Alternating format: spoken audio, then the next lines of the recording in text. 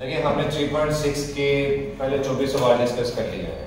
3.6 में हमने नई चीज़ बस क्या सीखी है कि इसमें लिमिट्स अप्लाई होती है, जिसकी वजह से इसको क्या कहते हैं, डेफिनेट इंटीग्रेशन कहते हैं। हमने ये भी सीखा था कि 3.5 तक जितने भी सवाल किए लिमिट्स के बगैर वाले थे, तो उसमें प्लस सी हम ऐड करते थे इंटीग्रेशन के बाद, क्योंकि हमारा एग्जैक्ट आंसर नहीं आता था, लिमिट्स वाले सवाल नहीं थे वो, उसमें एग्जैक्ट आंसर नहीं आता था, तो सी में प्लस करना पड़ता था। और सी क्यों प्लस करते थे कि ताकि जो भी इंटीग्रेशन में कमी बेसी है वो सी की वजह से पूरी हो जाए। लेकिन इन लिमिट्स वाले सवालों में, जिन्हें डेफिनेट इंटीग्रेशन कहते हैं, इनमें एग्जैक्ट वही आंसर आता है जितना आंसर आना चाहिए। तो एग्जैक्ट वही आंसर आने की वजह से इन सवालों में इंटीग्रेशन करने के बाद सी ऐड नहीं करना। क्लियर हो गया? अच्छा, इसके में पोज कर लेंगे। आपको याद होगा सब्स्टिट्यूशन वाले सवाल किए थे 3.3 में हमने कि एक फंक्शन सवाल में मौजूद है, फंक्शन की डिफरेंशिएशन भी सवाल में मौजूद है, तो हम फंक्शन को लेट करके कोई और वेरिएबल सवाल आसान बना लेते थे। देखिए दोबारा सुनिएगा, डेफिनेट इंटीग्रेशन है तो उसमें इंटीग्रेशन करने के बाद हम सी ऐड नहीं करेंगे। क्यों नहीं ऐड करेंगे, सब डिटेल पहले से बताई हुई है मैंने। अब पहले इस सवाल को आसान बना लेते हैं। हमने 3.3 में एक टाइप पढ़ी हुई थी सब्स्टिट्यूशन की, जिसमें हम सवाल को आसान कैसे बनाते थे कि अगर फंक्शन भी सवाल में मौजूद है और फंक्शन की डिफरेंशिएशन भी सवाल में मौजूद है, फंक्शन और इसकी डिफरेंशिएशन दोनों सवाल में मौजूद है, तो हम फंक्शन को लेट करके कैसे आसान बनाएंगे। देखिए जरा, फंक्शन cos x है, cos x की डिफरेंशिएशन माइनस है, माइनस हम लगा देंगे, cos की डिफरेंशिएशन साइन पड़ी हुई है ना, तो हम फंक्शन cos कंसीडर कर लेते हैं, इसको लेट कर लेते हैं कोई और वेरिएबल t। लेट करने के बाद हमेशा क्या करना होता है, डिफरेंशिएट करके dx की वैल्यू निकालनी है। अब आपकी मर्जी है, डिफरेंशिएट करके सिर्फ dx की वैल्यू निकाल लें या इस पूरे sin x dx की वैल्यू निकाल लें, आपकी मर्जी है, दोनों तरफ से सवाल हो जाएगा। दोबारा बता रहा हूँ, dx की वैल्यू निकाल लें या पूरे sin x dx की वैल्यू निकाल लें, दोनों तरफ से सवाल हो जाएगा। तो डिफरेंशिएट करते हैं, x की रिस्पेक्ट से कर लें या t की रिस्पेक्ट से, क्या निकाल लें, dx। देखिएगा मैं x की रिस्पेक्ट से डिफरेंशिएट कर रहा हूँ। cos की डिफरेंशिएशन क्या होती है, माइनस sin x, फिर x की रिस्पेक्ट से 1 और t की x की रिस्पेक्ट से dx इधर आके मल्टीप्लाई हो जाएगा, ये माइनस दोनों तरफ मल्टीप्लाई कर दिया तो यहाँ तो माइनस खत्म हो जाएगा और यहाँ पे माइनस dt। मैंने dx की वैल्यू निकालने की बजाय पूरे sin x dx की वैल्यू निकाली, तो इस पूरे की जगह मैं क्या लिख दूंगा, माइनस dt। और सवाल हमारा क्या बन गया, देखिएगा, जवाब छोड़ रहा हूँ, बताता हूँ क्यों ना हो। sin x dx की जगह आ गया minus dt over 1 plus cos x की जगह आ गया t सेम 2 प्लस t। यहाँ पे 0 है, यहाँ पे देखो देखिए, कन्वर्ट करने से पहले वेरिएबल था x, तो लिमिट्स भी x की लिखी हुई है। कन्वर्ट करने के बाद वेरिएबल क्या, तो लिमिट्स भी किसकी आनी चाहिए, t की आनी चाहिए। तो यहाँ पे लिमिट्स के लिए थोड़ा सा काम करते हैं।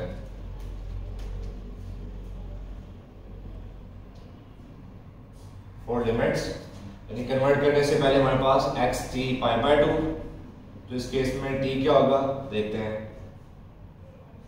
और x जब 0 है तो इस केस में t क्या होगा देखते हैं। देखिए हमने सीखा, पहले नहीं सीखा तो दोबारा याद रखिएगा, नए वेरिएबल की वैल्यू हमेशा उस रिलेशन से निकालेंगे जो लेट किया हुआ।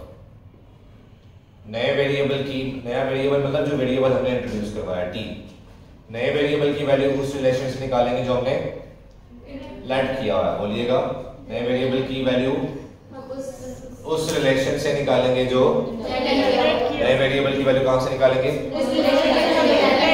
ओके जी, सामने देखिएगा उत्तर। देखिए हमारे पास x की वैल्यू पाई बाय 2 है, ये x की वैल्यू पुट करते हैं उस रिलेशन में जो लेट किया हुआ है, ये लेट किया हुआ है। x की जगह पाई बाय 2 पुट करें, पाई बाय 2 90 होता है, तो cos 90 क्या आ जाएगा, 0, तो t की वैल्यू क्या आ गई, 0। तो जब x पाई बाय 2 है, t क्या आ रहा है, 0, ये t 0 लिख दिया। अब x 0 है, ये x 0 कहां पुट करना है, उस रिलेशन में जो लेट किया हुआ है, ये x की जगह 0 पुट करते हैं, cos 0 क्या होता है, 1 है, तो t इक्वल टू 1, ठीक है। तो x इक्वल टू 0, t की जगह यहाँ पे क्या आ जाएगा, 1। क्लियर, पूरा सवाल हमारा कन्वर्ट हो गया। इसको एक दफा देख ले, फिर आगे चलते हैं। ये मतलब सारा काम पेपर में करना है, सारा काम पेपर में होगा, इसको देखना, सिर्फ नोट नहीं करना। यहाँ तो कोई सवाल है तो पूछ।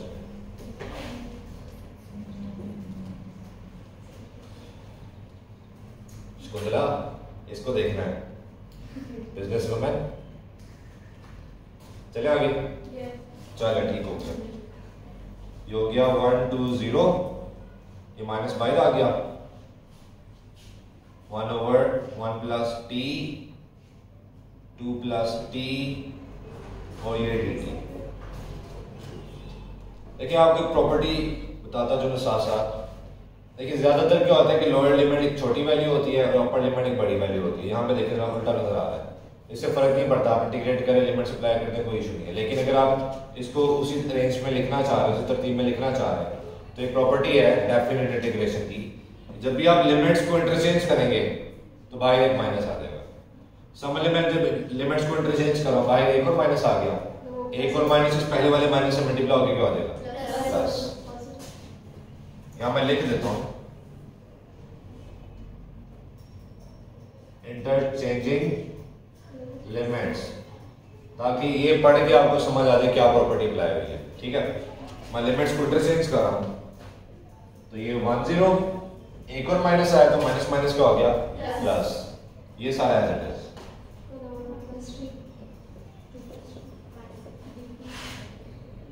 सही हो गया।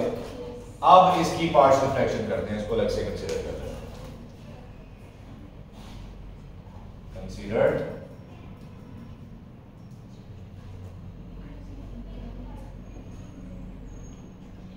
बताएं प्रॉपर फ्रैक्शन है कि इम्प्रॉपर।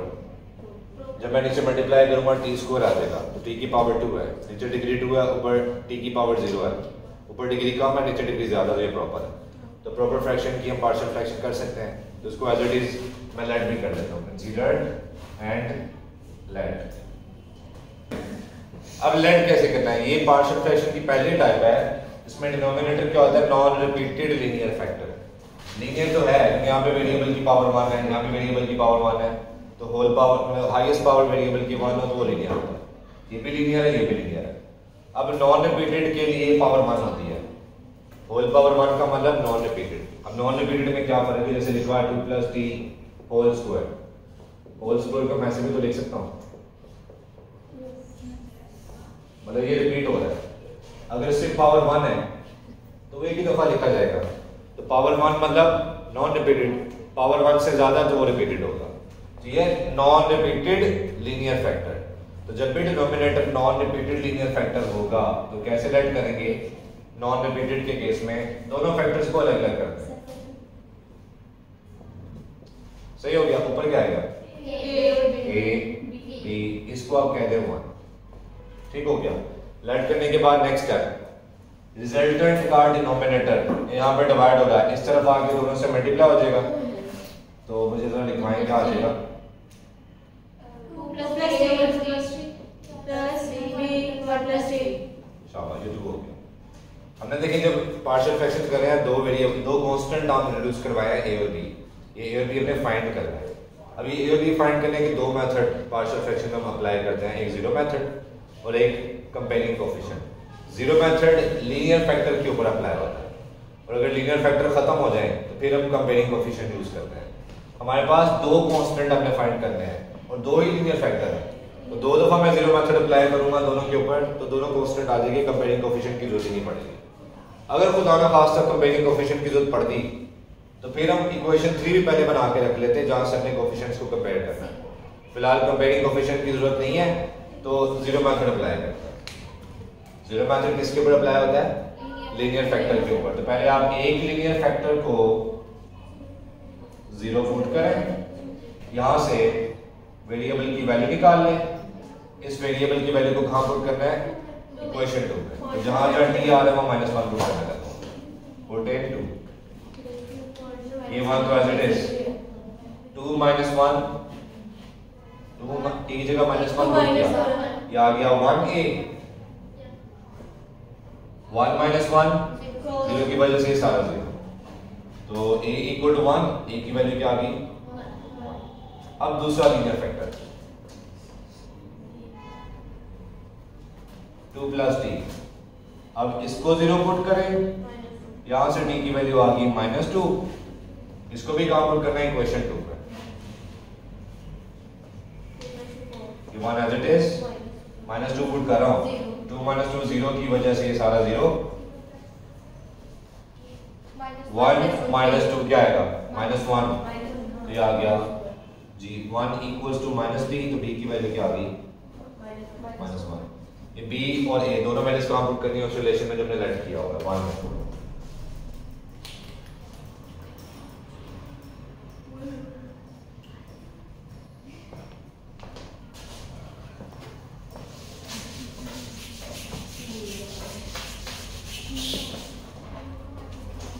ओके जी देखिएगा एज इट इज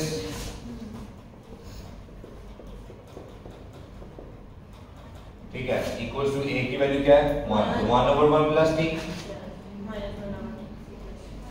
b की वैल्यू -1 है तो ये -1/2 प्लस t पार्शियल फ्रैक्शन होगी नेक्स्ट स्टेप में हमने इसकी क्या करनी है इंटीग्रेशन अप्लाई करना है इसी वेरिएबल की रिस्पेक्ट से जो आपको नजर आ रहा है सही है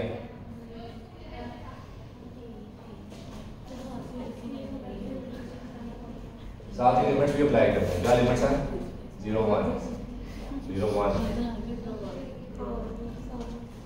सही है लेफ्ट साइड राइट साइड अब लेफ्ट हैंड साइड की इंटीग्रेशन करें या राइट हैंड साइड की इंटीग्रेशन करें की बात है ठीक है तो राइट हैंड साइड की इंटीग्रेशन कर लेते हैं ज्यादा आसान है होल पावर 1 है 1 प्लस t की डिफरेंशिएशन क्या थी 0 प्लस 1 होल पावर 1 और इसकी डिफरेंशिएशन ऊपर पड़ी हुई है तो कौन सा रूल लॉग रूल एक फंक्शन डिनोमिनेटर में पड़ा उसकी होल पावर 1 है और उसकी डिफरेंशिएशन ऊपर पड़ी हुई है या फिर एक फंक्शन ऊपर पड़ा उसकी होल पावर -1 है और डिफरेंशिएशन साथ मल्टीप्लाई हो रही है एक ही बात है ठीक है तो एक फंक्शन नीचे पड़ा हुआ है उसकी होल पावर 1 है और उसकी डिफरेंशिएशन ऊपर पड़ी हुई है तो इस केस में इंटीग्रेशन क्या होती है नेचुरल लॉग ऑफ फंक्शन और साथ ये लिमिट्स अभी अप्लाई होनी है तो ब्रैकेट्स में मैं 1 0 लिख देता हूं सेम होल पावर 1 है और इसकी डिफरेंशिएशन 1 ऊपर पड़ी हुई है तो natural log of function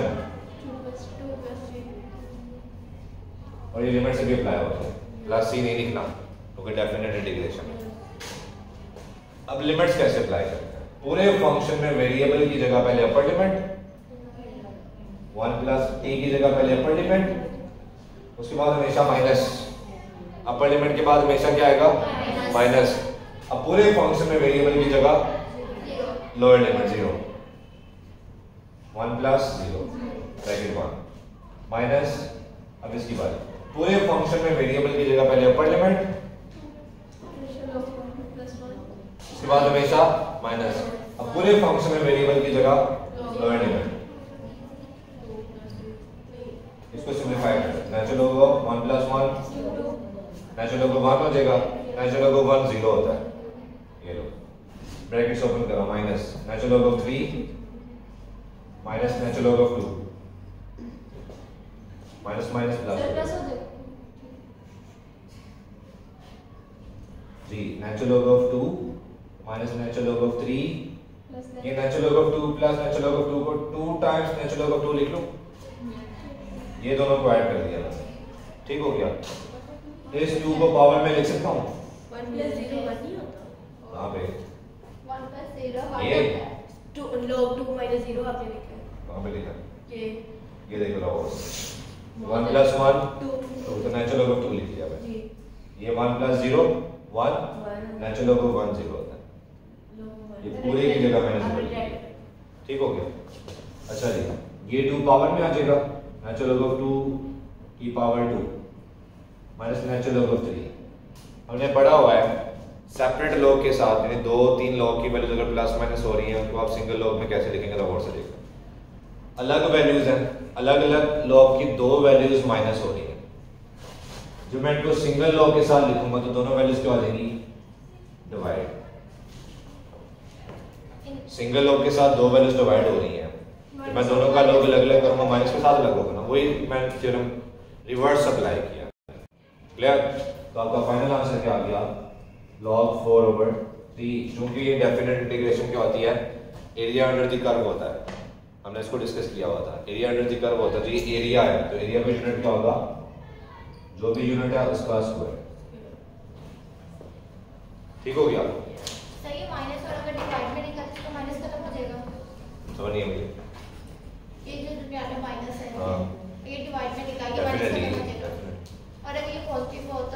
multiply होगा, तब मल्टीप्लाई होगा, तब सिंगल लोग के साथ वैल्यूज मल्टीप्लाई होगा। ठीक है जी, पूछो कोई सवाल? देखिए आपकी 3.6 जी यूनिट स्क्वायर, हमें लेंथ जो भी लेंथ का यूनिट है ना, अगर लेंथ का यूनिट मीटर होता तो एरिया का यूनिट हो जाता मीटर स्क्वायर। अगर लेंथ मतलब कोई यूनिट नहीं है तो यूनिट का स्क्वायर। ये लिखना पसंद नहीं है और ये लिमिट भी अगर भूल जाए एग्जाम में मार्क्स कटेंगे। अगर आप 3-4 सवाल करेंगे ना लिमिट्स के 3.6 के 3-4 सवाल करेंगे तो ये चीज तो नहीं भूलेंगे आप, मुझे पता ये चीज नहीं भूलेंगे।